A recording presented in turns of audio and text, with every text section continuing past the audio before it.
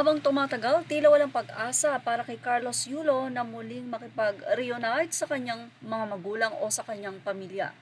Ang siste, nadamay pa ang mga kapatid nito na tila tinitiis na nga rin ng nasabi nga pong 2 times gold medalist Olympic winner. Sa tuwing makikita nga ng mga netizen ang post ni Sir Mark Andrew Yulo, pati na rin ang kanyang ina na tumigil na sa pagpo-post ay tila sobrang naaawa nga ang mga ito sa magulang. Dahil by all means, mayroon na nga ang kanilang anak pero wala itong ginagawa para sa mga magulang.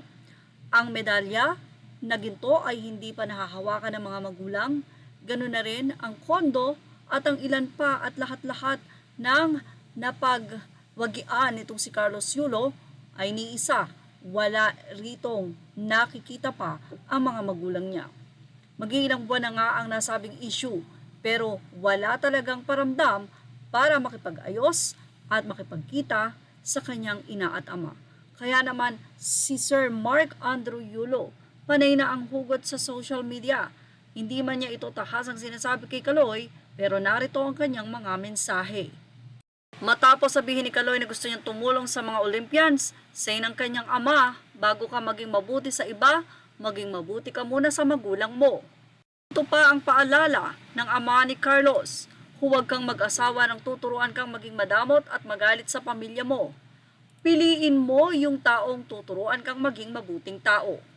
Sa feud ng ito ng family, tila hindi na nga malaman ng mga netizen kahit hindi naman ito ay obligasyon pero dahil apektado sila, sino nga ba kay Carlos, kay Chloe at sa mga magulang nito ang nagsasabi ng totoo? Sino nga ba ang naagrabyado? Sino nga ba ang nag-iisip ng hindi maganda sa dalawang panig?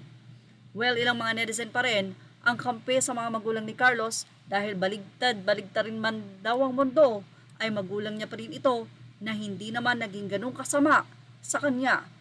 Tila ngayon ay pumapangit na rin ang tingin ni Sir Mark Andrew Yulo sa partner nitong si Carlos dahil habang tumatagal nga ay patuloy na naninikis ang dalawa.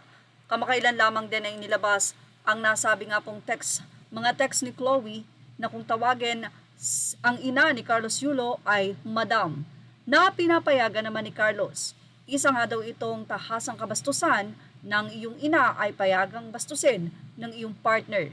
Dito pa lang daw ay makikita na wala talagang pag-ibig na itong si Carlos sa kanyang mga magulang.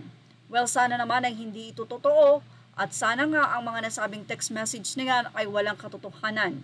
Sana ay masabi ni Chloe ang kanyang panig at sana talagang tulungan niya na magkaayos ang mag-ina. Yan ang ating Showbiz Snap update.